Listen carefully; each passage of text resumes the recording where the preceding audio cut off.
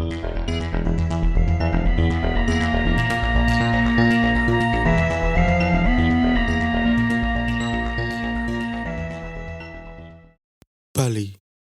Pulau Surga, destinasi impian bagi wisatawan dari seluruh dunia.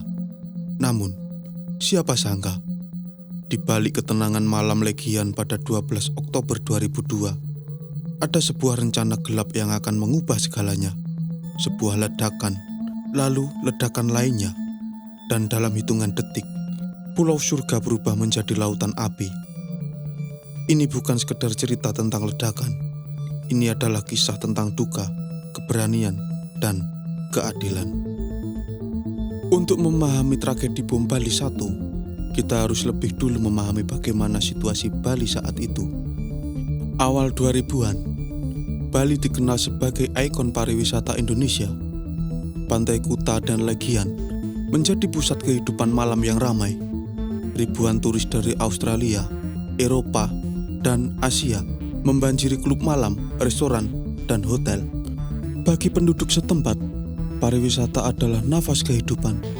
Hotel-hotel mewah berdiri megah, warung-warung kecil tumbuh di sepanjang jalan, dan seniman lokal menjual karya mereka kepada pelancong.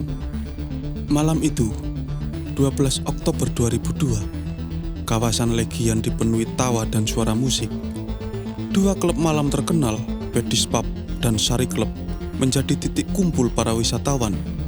Paddy's Pub dikenal sebagai tempat favorit bagi para backpacker dan turis muda, penuh suasana santai dan riang. Sari Club, yang letaknya tepat di seberangnya, lebih eksklusif, menjadi tempat bagi turis kelas menengah ke atas untuk berpesta. Malam itu, semuanya tampak biasa saja. Tidak ada tanda-tanda bahaya, tidak ada firasat buruk. Namun, di tempat lain, sekelompok orang tengah merencanakan sebuah tragedi besar. Kelompok Jamaah Islamiyah, organisasi ekstremis yang terhubung dengan Al-Qaeda, telah menyiapkan bom rakitan merancang setiap detik serangan. Sebuah mobil Mitsubishi L300 telah dimodifikasi, penuh dengan bahan peledak C4 dan TNT. Sementara, di tubuh seorang pelaku bom bunuh diri terselip detonator, menunggu waktu untuk meledak. Apa tujuan mereka? Menghancurkan, menebar teror, dan meninggalkan luka mendalam bagi dunia. Bali, yang dikenal damai, tidak pernah menyangka malam itu akan menjadi malam penuh duka. Tragedi ini memunculkan berbagai pertanyaan besar. Siapa dalang di balik bom Bali 1? Apa motif utama dari serangan ini? Bagaimana dampaknya bagi Bali, Indonesia, dan dunia? Tujuan kita membahas kisah ini bukan untuk membuka luka lama, tapi untuk mengingat para korban yang telah tiada, memahami bagaimana radikalisme bisa tumbuh, mengambil pelajaran agar tragedi serupa tak terulang lagi, karena sejarah yang dilupakan berisiko untuk terulang. Malam itu, Sabtu, 12 Oktober 2002, Jalan Legian di Kuta Bali dipenuhi wisatawan lokal dan mancanegara. Suara musik berdentum dari berbagai klub malam, tawa, dan obrolan terdengar di sepanjang jalan. Di satu sisi jalan, ada Paddy's Pub, tempat favorit bagi para backpacker. Lampu-lampu redup, meja-meja penuh, dan gelas-gelas minuman berdenting diiringi suara musik yang membahana. Di seberangnya, berdiri Sari Club, lebih besar, lebih eksklusif. Tempat ini dikenal sebagai lokasi berpesta bagi turis kelas menengah ke atas, terutama dari Australia. Malam itu, klub ini ramai, dipadati lebih dari 300 orang. Tak ada yang curiga, tak ada yang menyangka. Pukul 23:05 WITA, ledakan pertama terjadi. Sebuah bom meledak di dalam Paddy's Pub. Suara keras membelah malam, kaca-kaca berhamburan. Orang-orang berteriak dan berlarian keluar. Ledakan ini bukan hanya menghancurkan sebagian klub, tapi juga melukai banyak orang yang berada di sekitar. Namun, itu baru permulaan. Beberapa detik setelah ledakan pertama, ledakan kedua terjadi, jauh lebih besar dan mematikan. Sebuah mobil Mitsubishi L300 yang diparkir di depan Sari Club meledak. Mobil itu telah dimodifikasi menjadi bom mobil berisi sekitar 1 ton bahan peledak, campuran C4, TNT, dan bahan kimia lain. Dentumannya begitu besar hingga terdengar sejauh 12 km. Kobaran api menjulang tinggi. Gelombang kejut menghancurkan bangunan di sekitarnya. Sari Club runtuh seketika. Orang-orang yang masih di dalam terjebak di antara puing-puing dan api yang terus membesar. Suasana berubah kacau. Wisatawan berlarian, banyak yang terluka. Tubuh mereka tertutup debu, darah, dan luka bakar. Beberapa orang mencari teman mereka, memanggil nama-nama, berharap ada jawaban di tengah kekacauan. Namun, yang mereka dengar hanyalah jeritan kesakitan dan suara gedung yang runtuh perlahan. Tak berhenti sampai di situ. Meski lebih kecil, di dekat konsulat Amerika Serikat di Denpasar, meski tak memakan korban jiwa, ledakan ini semakin memicu ketakutan. Dalam waktu kurang dari 10 menit, Bali, pulau yang dikenal tenang dan damai, berubah menjadi lautan api dan duka.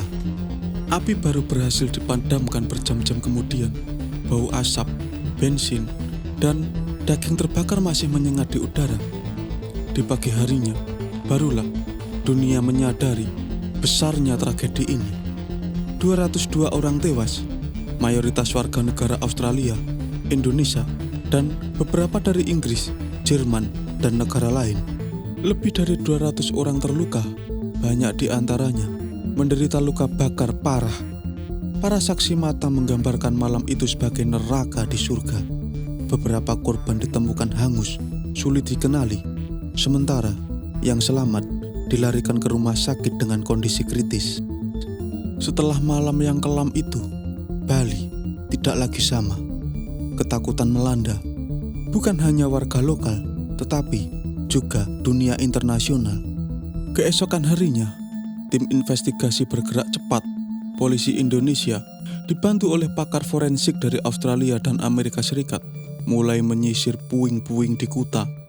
Potongan logam dari bom Bali ditemukan, serpian kabel, bahkan sisa-sisa bahan peledak. Ada satu pertanyaan besar, siapa yang tega melakukan ini? Penyelidikan pertama kali berfokus pada mobil Mitsubishi L300 yang menjadi sumber ledakan terbesar di depan Sari Club. Nomor rangka mobil ditelusuri. Hasilnya mengarah pada seseorang bernama Amrozi. Siapakah dia? Amrozi, pria asal Lamongan, Jawa Timur, bukanlah sosok asing bagi jaringan terorisme. Ia dikenal sebagai salah satu anggota Jamaah Islamiyah, kelompok militan Islam yang terkait langsung dengan Al-Qaeda. Amrozi membeli mobil tersebut, serta bahan peledak menggunakan uang hasil penggalangan dana dari simpatisan mereka.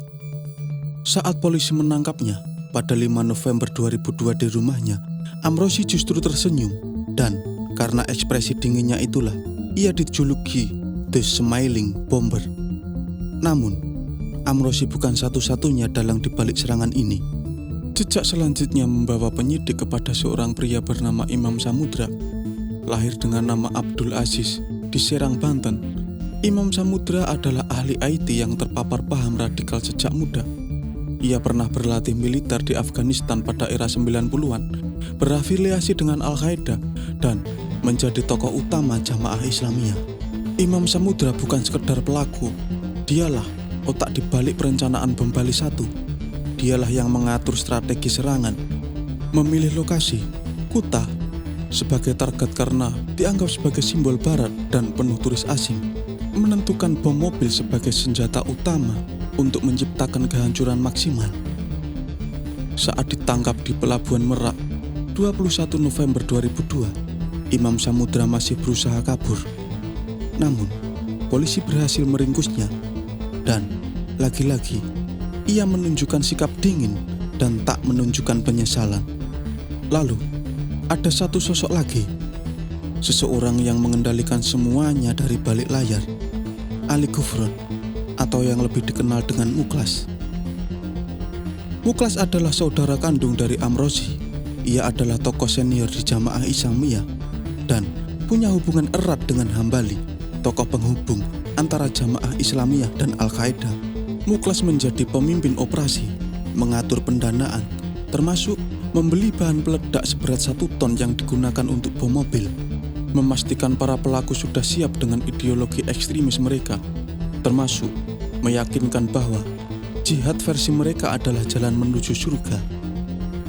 Dia adalah dalang utama yang memastikan rencana setiap detail serangan berjalan sesuai rencana. Lalu, muncul pertanyaan besar, mengapa Bali? Berdasarkan hasil interogasi dan bukti yang dikumpulkan, ada beberapa alasan utama.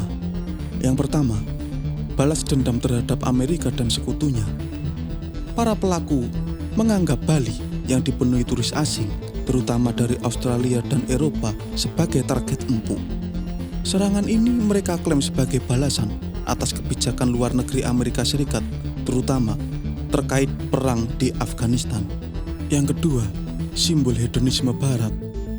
Kuta dianggap sebagai simbol kemaksiatan. Dalam pandangan radikal mereka, tempat minuman keras, musik, dan gaya hidup bebas. Mereka ingin menunjukkan bahwa tidak ada tempat yang aman, bahkan di pulau wisata seindah Bali. Yang ketiga, menebar ketakutan dan memperkuat jaringan terorisme. Dengan serangan sebesar ini, Jamaah Islamiyah berharap mendapatkan perhatian global, menarik lebih banyak simpatisan, dan mengirim pesan kuat ke dunia internasional bahwa mereka ada dan siap menyerang kapan saja. Pada akhir 2002, polisi berhasil menangkap lebih dari 30 tersangka yang terlibat, baik secara langsung maupun tidak langsung.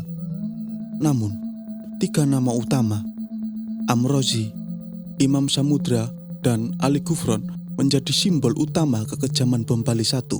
Di persidangan, mereka tidak menunjukkan rasa bersalah sedikit pun. Amrozi bahkan tertawa saat mendengar jumlah korban.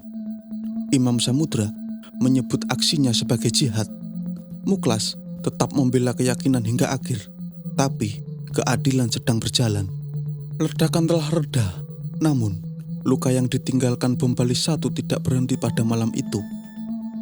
Keesokan paginya, matahari Bali terbit.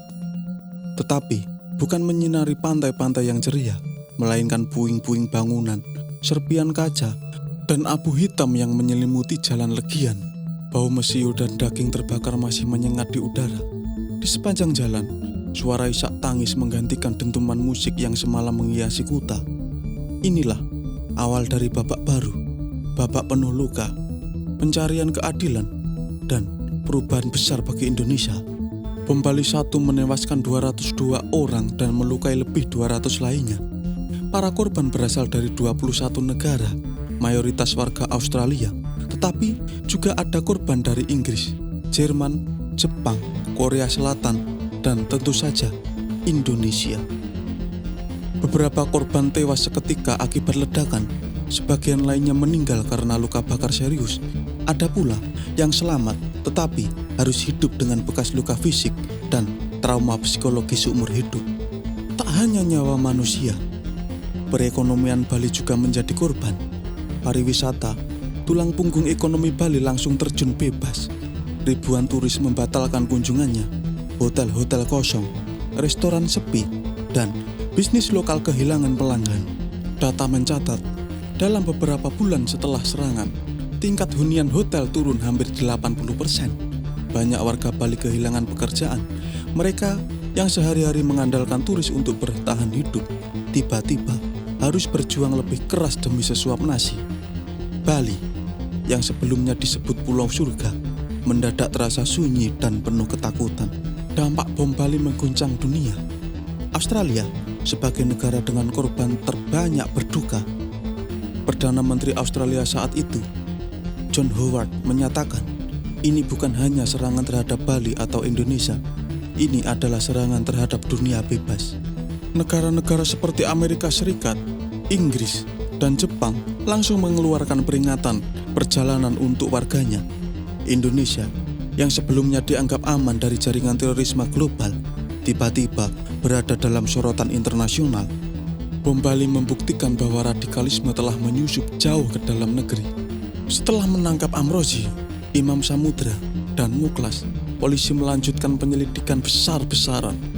Lebih dari 30 tersangka ditangkap, mulai dari mereka yang merakit bom, mendanai operasi, hingga yang menyediakan tempat untuk rapat rahasia jamaah Islamiyah. Proses hukum berlangsung cepat, tetapi tetap melalui berbagai tahapan. Amrozi ditangkap pertama kali pada 5 November 2002. Imam Samudra menyusul pada 21 November 2002. Muklas akhirnya tertangkap, memperkuat bukti keterlibatan jamaah Islamiyah. Sidang pengadilan mereka menarik perhatian dunia. Di tengah pengamanan ketat, sidang-sidang berlangsung di Denpasar dan setiap langkah mereka diliput media. Namun, yang mengejutkan banyak orang bukan hanya fakta-fakta persidangan, melainkan sikap dingin para pelaku. Amrozi tersenyum lebar saat mendengar jumlah korban. Imam Samudra dengan lantang menyebut aksinya sebagai jihad. Muklas tak pernah menunjukkan penyesalan. Mereka tidak takut. Bahkan Amrozi sempat berujar, "Saya hanya menyesal karena bomnya tidak membunuh lebih banyak orang." Kata-kata itu membuat publik marah sekaligus sedih. Pada 2003, pengadilan memutuskan vonis. Amrozi dihukum mati, Imam Samudra dihukum mati, Muklas atau Ali Gufron juga dihukum mati. Vonis ini memicu berbagai reaksi. Keluarga korban lega karena keadilan ditegakkan. Kelompok radikal justru menganggap mereka sebagai martir. Proses hukum berlanjut hingga bertahun-tahun, penuh tarik ulur banding dan penolakan eksekusi. Namun, akhirnya pada 9 November 2008 di Pulau Nusa Kambangan, Amrozi, Imam Samudra, dan Muklas dieksekusi mati. Dunia menyaksikan, tetapi apakah keadilan benar-benar ditegakkan? Tragedi bom Bali 1 menjadi titik balik bagi Indonesia. Pemerintah sadar mereka butuh senjata khusus untuk memerangi terorisme. Maka lahirlah Densus 88, satuan elit anti-teror yang bertugas melacak, menangkap, dan mencegah aksi terorisme di seluruh negeri. Sejak itu, berbagai rencana serangan bom berhasil digagalkan dan puluhan teroris ditangkap. Sebagai pengingat, monumen peringatan bom Bali didirikan di Jalan Legian, Kuta, tepat di lokasi tragedi. Di monumen itu terukir 202 nama korban. Di sana, orang-orang datang untuk berdoa, mengenang, dan berharap bahwa tragedi seperti ini tak akan pernah terulang lagi. Karena sejarah bukan untuk dilupakan, tetapi untuk dipelajari. Tragedi bom Bali 1 menjadi titik balik. Bali yang dikenal damai telah diajari arti ketangguhan. Hari ini, monumen peringatan berdiri kokoh di Legian, bertuliskan nama-nama korban, sebuah pengingat bahwa kebencian tak akan pernah menang. Karena Bali tak pernah menyerah pada ketakutan. Dan bagi kita, sejarah ini harus menjadi pelajaran agar kebencian tak lagi tumbuh dan kedamaian terus diperjuangkan.